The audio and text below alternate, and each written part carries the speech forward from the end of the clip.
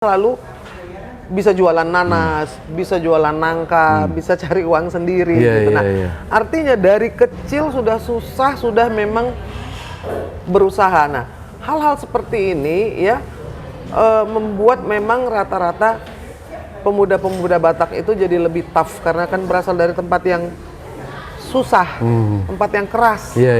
Jadi kalau udah 15 tahun tuh udah mesti merantau.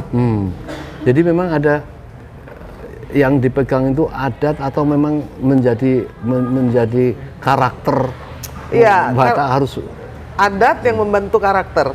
Ya kan kalau kita lihat, kok Kamarudin tuh berani amat gitu, ngomongnya tuh nggak ada tedeng aling-aling dan nggak ada yang difilter. Karena dari kecil dia berbicara seperti itu dalam bahasa Batak.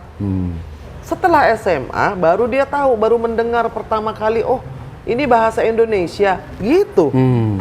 SMA lo baru bisa bahasa Indonesia, Mas. Beneran. Jadi dia tuh bahasa Batak terus dari kecil. Kalau kemudian bisa bahasa Indonesia, jadi itu memang beda ya, orang masih Batak patah-patah bahasa yang sudah lahir di sini, orang tuanya beda. Kalau dia bilang saya ini BTL, Batak tembak langsung gitu. Saya Batak swasta, lahir di Jakarta.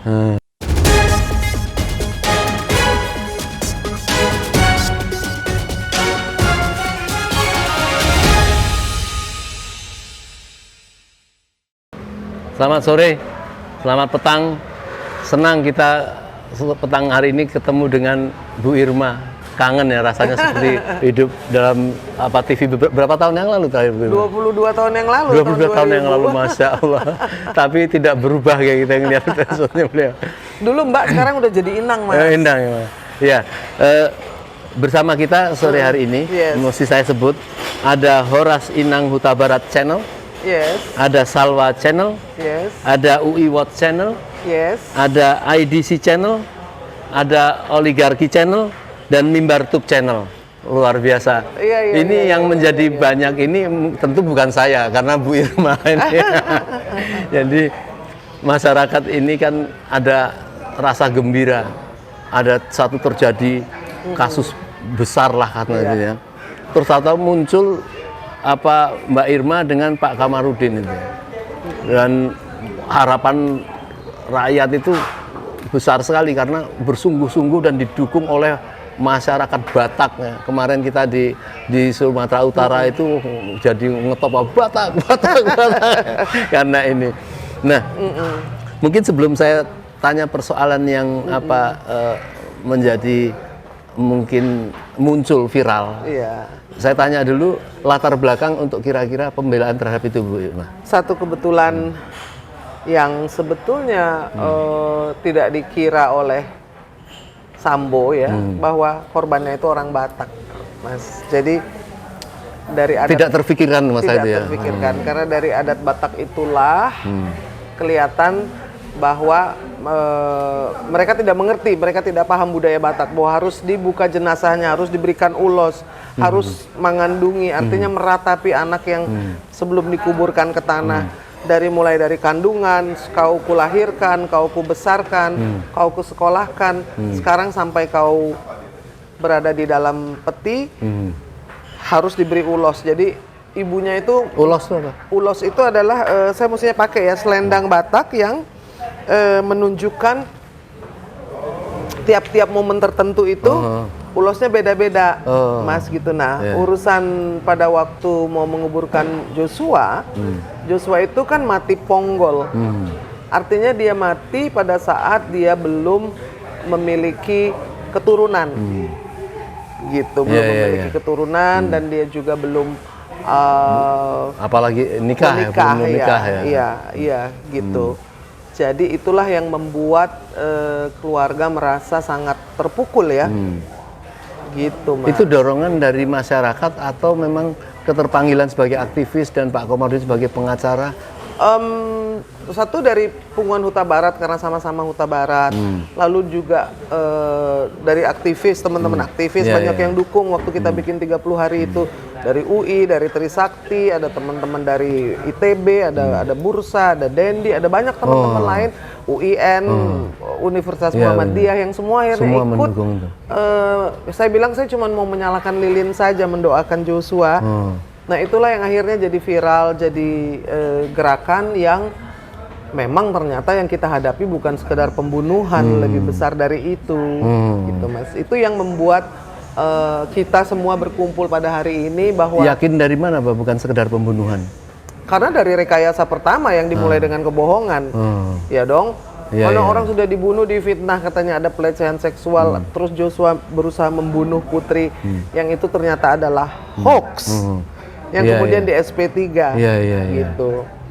Jadi ini juga banyak hoax dari awal, yang dibuat untuk menutupi kejadian yang sebenarnya. Makanya ketika ketahuan kejadian yang sebenarnya, kan ada 97 orang yang diperiksa, gitu. Katanya ada 35 lebih yang terlibat, artinya bukan oknum lagi, itu udah gerombolan yang menjadi konspirasi.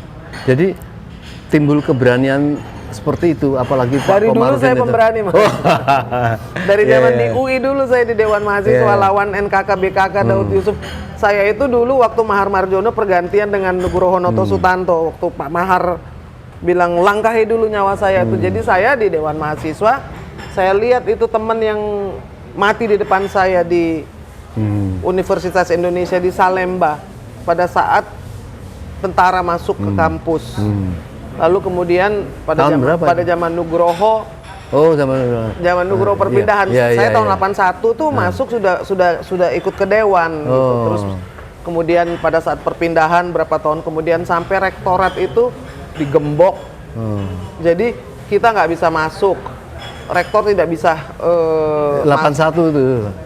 81 sudah ikutan demo ke jalanan. Saya sebagai aktivis belum apa-apanya. Bukan, itu kan penindasan. Iya. Penindasan terjadi di kampus. Kalau pernah lihat orang mati ditembak depan saya. Dan itu tragedi. Pada saat itu tidak ada yang meributkan sama sekali. Habis. Iya. Ditutup gitu aja loh Mas. Jadi nyawa-nyawa yang hilang itu banyak sekali.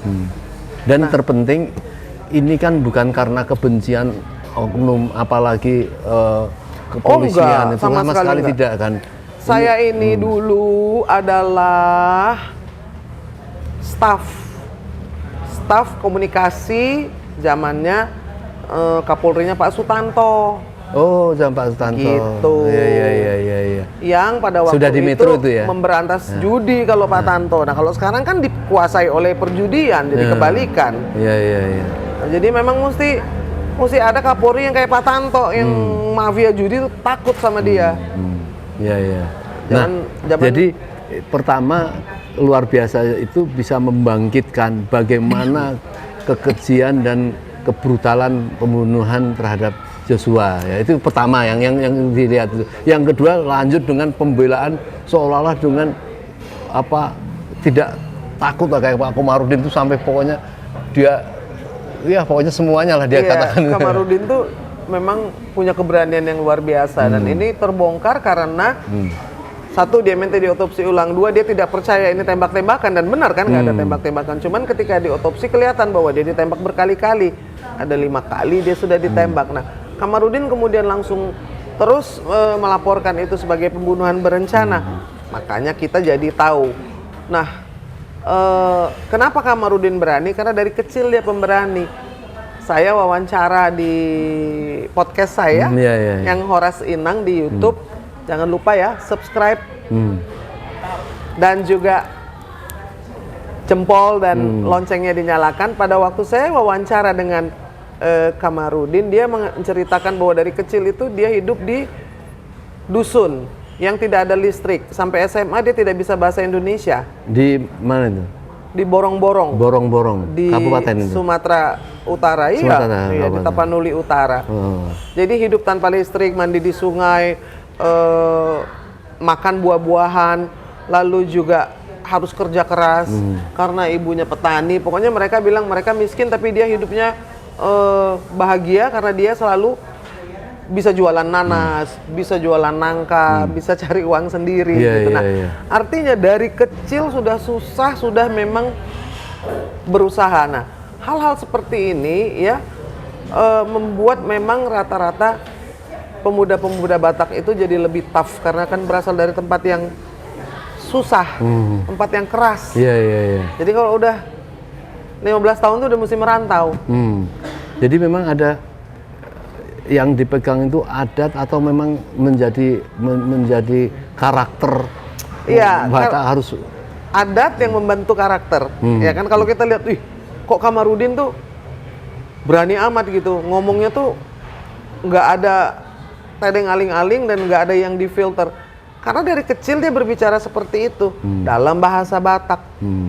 Setelah SMA baru dia tahu, baru mendengar pertama kali, oh ini bahasa Indonesia gitu.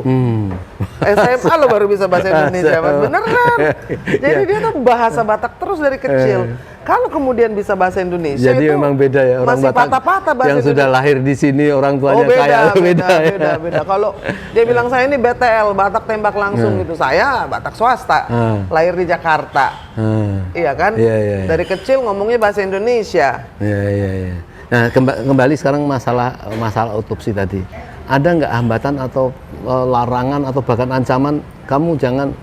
Iya kan diubah-ubah aturannya. Tadinya boleh masuk jadi nggak boleh. Tadinya boleh pakai CCTV jadi nggak boleh. Akhirnya ada wakil dari keluarga yang 2 orang yang mencatat semua kejadian yang ada di dalam. Dan menemukan apa ya, semacam temuan-temuan setelah menggali itu kemudian melakukan otopsi. Gimana otopsinya, dibawa ke rumah sakit atau gimana? Dibawa di Rumah Sakit Umum Daerah Jambi. Lalu ada ketua dokter forensik yang kemudian mengumumkan hanya ya sekilas saja bahwa tidak ada penganiayaan, ini penembakan, dan itu harus dibuktikan juga karena memang yang terlihat dari bukti-buktinya itu jelas sekali. Di sini ada jahitan, codet, di sini ada sayatan. Jadi anti klimaks yang diumumkan oleh dokter forensik itu, namun sekarang kita paham bahwa semua itu seolah-olah ya,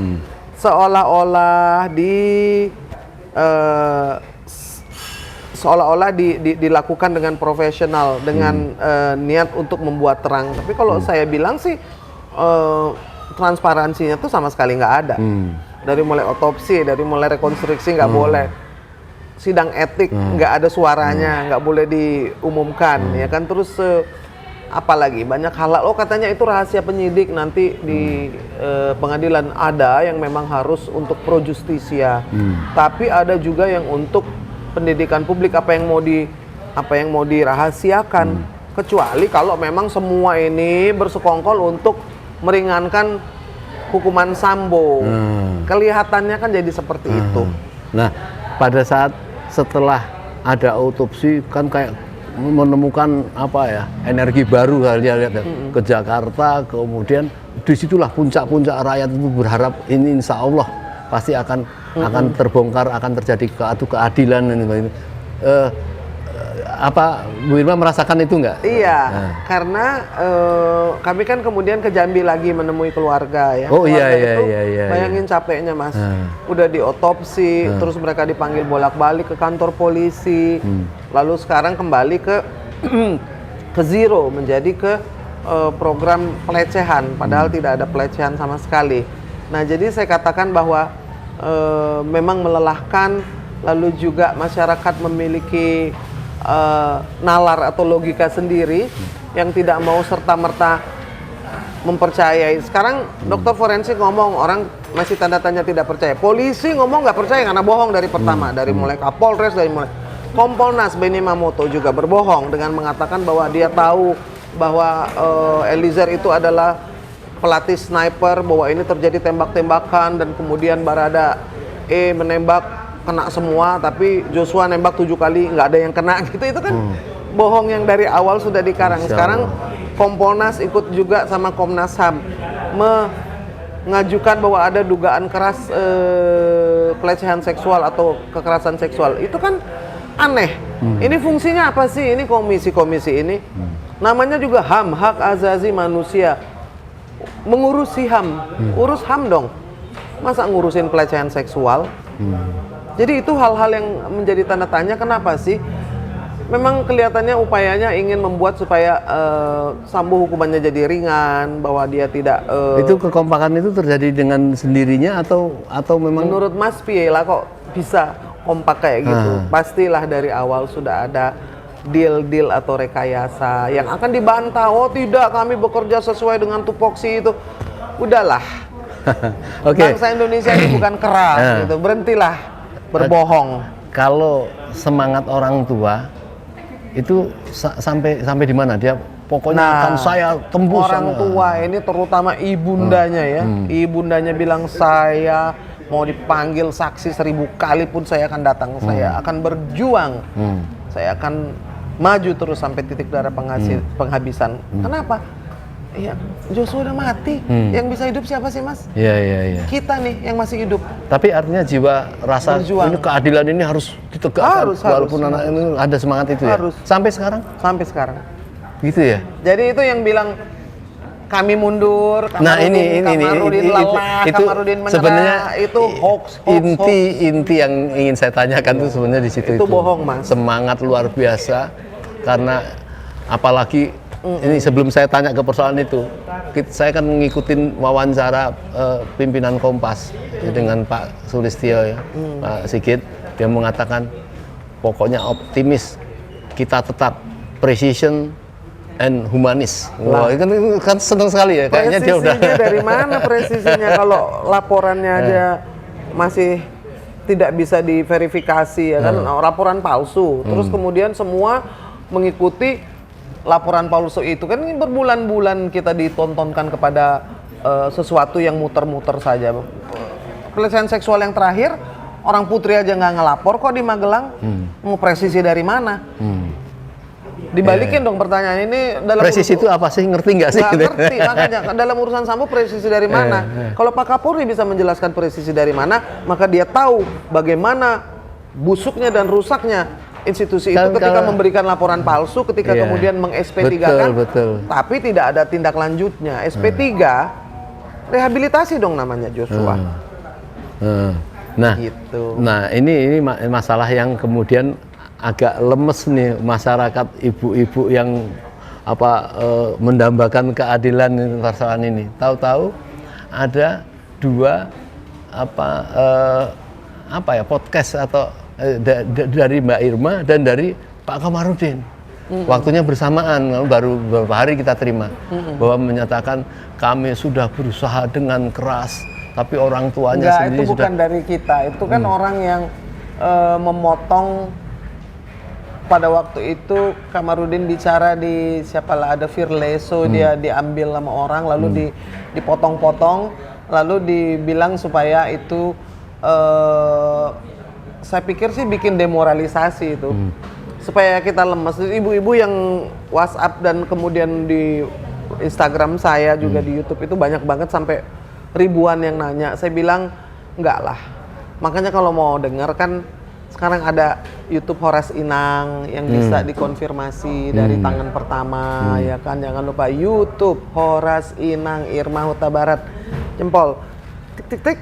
Jadi nanti kalau ada berita-berita yang hoax itu bisa jadi 1000 macam orang bikin potongan-potongan lalu ditambah-tambahin sendiri, tapi itu tidak ada legitimasi sama tidak ada kredibilitasnya. Yang memberitakan itu hanya mencari sensasi. Jadi nanti omongan saya aja nih dipotong-potong, ditaruh di channel sendiri. Nah itu banyak tuh yang tidak tahu. Jadi create orang-orang. Apa sih maksudnya kira-kira dia tuh? Mencari sensasi, cari keuntungan juga kan, jadi banyak yang nonton. Lalu juga demoralisasi itu, jadi kita jadi lemas gitu. Saya pikir itu semoga tidak terjadi. Jadi sekarang kita konfirmasi nih, biar ini kan didengarkan jutaan orang dengan beberapa channel ini. Jadi tetap masih berjuang ya? Masih dong. Sama Pak Kamarudin. Selama saya sudah janji kepada Ibunda Joshua bahwa saya akan berjuang selama hayat di kandung badan, itu nomor 1. Nomor 2, Kamarudin Simanjuntak itu ber8 sama saya jadi ber9. Kami tidak akan mundur selama kuasa itu masih diberikan, berarti kami masih akan melanjutkan urusan ini. Ketiga, Ibunda dari Joshua yaitu Rosti Simanjuntak sudah meminta agar kami jangan pernah menyerah, agar keadilan buat Joshua. Lalu keempat, keluarga ya itu minta agar nama Joshua dipulihkan dari seluruh fitnah, dari seluruh hal-hal yang menyangkut urusan ranjang itu dari Duren 3 nggak ada. Oh ternyata pindahnya ke Magelang. Magelang tanggal 4, oh tanggal 4 nggak ada. Oh bukan tanggal 4, tanggal 7. Oh tanggal 7. Tanggal 7 bukan pelecehan, perkosaan. Nah kan gitu jadinya. Tapi sebenarnya terpaksa balik sedikit nih. Sebenarnya percaya nggak sih ada? Emang ada yang percaya? Hah? Ada nggak yang percaya? Ya taunya kan sebelum peristiwa itu kan dia telepon atau WA ini orangnya baik, nyetrikain baju dan sebagainya. Nggak usah lihat WA itu aja mas. Kalau sampean itu diteleponin sama istrinya, mas saya diperkosa, mas saya sampean santai-santai aja di Jakarta. Ya wes rapopo, tunggu besok ya. Terus malam ini, oh ya kamu sama pemerkosanya tidur aja di rumah yang sama ya, nanti nginep aja dulu, nanti besok pagi iring-iringan. Ada nggak perempuan diperkosa, terus masih nginep dulu nih di rumah yang sama di Magelang, nanti besok pagi breakfast, terus iring-iringan. Ya. Ada nggak pemerkosa kayak gitu? Ya itulah maka itu mengapa maksud masyarakat, saya tanya, masuk akal nggak? Iya nggak masuk akal. Ya udah, ngawur. Tapi masa iya diperkosa terus? Yakin ini apa kekuatan katakanlah maaf nih, saya ikut-ikutan orang ini kan namanya gangster ya, polisi dalam polisi gitu ya, itu kuat memang. Mabes di dalam mabes kalau kata Mahfud kan ada mabes di dalam mabes. Berarti kan Mahfud tahu. Cuman tahu terus mau membongkar nggak, itu kan pertanyaannya. Lalu yang kedua, kepolisian itu bosnya siapa sih? Kepolisian itu kan di bawah Presiden Republik Indonesia. Jadi kalau ada sesuatu yang rusak, bejat mengenai kepolisian, harusnya yang membawahinya itu bertanggung jawab. Ya kan, nggak bisa hanya dengan menghimbau dan tidak didengarkan. Ya dong. Artinya inilah disinilah bagaimana kita satu, bagaimana kita bernegara. Dua, kita ini punya presiden, tapi kita harus juga punya pemimpin. I have a president but I don't have a leader.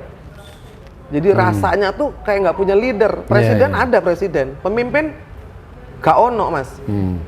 Maka itu gak ono belas kalau kata orang Perancis itu. Sampai mengatakan seperti tidak ada yang negara, seperti ada penguasa. Bukan ya? Ini, kita ngelihat struktur aja. Kita ngelihat struktur aja. Ini kepolisian kan istimewa di Republik ini, satu-satunya kepolisian yang berada di bawah presiden. Kalau sesuatu terjadi dengan kepolisian, ini kan udah keburukan, kebusukan, konspirasi, kebejatan. Yang membawahinya itu kan bertanggung jawab harusnya. Jangan cuman udah ada Kompolnas, nggak bisa, ini urusan Kompolnas tidak mampu. Dari awal aja udah nggak mampu kok, Kompolnas itu udah jadi juru bicara kok. Saya kan ada isu, kan sudah berkembang dah seminggu ini isu ini, bahwa Bjorka itu ini masalahnya itu pengalihan aja kalau saya pikir itu katanya itu adalah Sambo untuk menunjukkan betapa dia tahu data semua. Apapun gitu. Itu saya merasa bahwa penegakan hukum, upaya kita mencari keadilan ini adalah prioritas dalam kehidupan yang ini. Kalau kita mau mencari keadilan di akhirat nanti urusan lain. Ini di dunia ini nih, kita ini berjuang nih cari keadilan selama masih dikasih napas sama Tuhan. Kalau soal Bjorka, ya kan, apapun itu, saya cuma mau tanya, kalau Bjorka bisa kasih saya percakapannya Sambo dengan percakapannya Putri dan ajudannya, lalu juga gambar CCTV yang hilang, baru saya percaya sama dia. Jadi itu kalau pengalian ya? Nama, Tito Karnavian, alamat, nomor telepon untuk apa? Bahwa Luhut Panjaitan tidak pernah di booster. Lah, akhirnya dibantah lagi. Jadi kan berarti Bjorka kasih hoax juga. Iya kan, saya nggak tahu yang Bjorkanya yang hoax atau menterinya yang hoax, tapi kan tidak bisa dua-duanya benar. Artinya gak penting bagi kehidupan rakyat Indonesia urusan berapa kali di booster seorang menteri. Untuk apa membobol data negara hanya untuk mengetahui di booster berapa kali, terus nomor teleponnya Tito Karnavian, itu nggak penting. Yang penting itu adalah bagaimana ini ya, penyesatan dalam penyidikan ini akan menuju kepada peradilan yang sesat. Kalau penyidikan mengarah kepada pelecehan seksual, itu pelecehan terhadap nalar, pelecehan terhadap hukum, pelecehan terhadap seluruh rakyat Indonesia. Jadi kalau lemah ini penguasa ini, terus harapan kita apa dong? Misalnya kita mau menegakkan ini, tetapi kepada kita nggak perlu mikir sampai ke sana yang ya. Kuat kok, enggak, kita perlu civil society yang kuat. Kalau pemerintah yang kuat itu kan tiran. Ada nggak yang lebih tua dari Soeharto? Nggak ada. Rakyat, masyarakat sipil, masyarakat madani. Madani itu artinya hidup dengan damai dan sejahtera. Kan kita mau jadi masyarakat madani yang berdaulat. Itu yang sedang kita kerjakan. Gitu, Mas. Jadi kita pokoknya berjuang, berdoa sampai titik darah penghabisan. Berdoa karena tanpa bantuan Tuhan kita tidak akan bisa tahu bahwa Joshua itu dibunuh. Dengan perencanaan. Taunya tembak-tembakan gitu kan? Iya, terima kasih sekali Bu Irma. Insya Allah sudah terjawab tentang Inang aja panggilnya lah. Inang, itu hak semua orang. Kebenaran dan keadilan itu tidak pernah diberikan. Dari zaman dulu sampai sekarang. Dari zaman manusia pertama, Kain membunuh Habil, itu pembunuhan loh. Kenapa? Kejahatan yang pertama lebih mengerikan. Artinya kejahatan itu dari awal zaman sampai hari ini masih ada. Apa yang kita kerjakan sebagai orang yang punya nalar, yang namanya masyarakat madani? Maju terus, jalan lurus, jalan benar, saling bantu, saling support. Sedakjal-dakjalnya kekuasaan, jadi nggak akan lebih berkuasa dari rakyat. Semoga menjadi masyarakat madani harus dengan perjuangan. Saya kira gitu. Amin. Baik para pemirsa, jangan lupa. Insya Allah jangan lupa. Jangan lupa Horas Inang. Horas Inang di YouTube. Subscribe Horas Inang channel ya. Semoga sukses. Horas. Selamat petang. Assalamualaikum warahmatullahi wabarakatuh. Waalaikumsalam warahmatullahi wabarakatuh. Tos, Mas.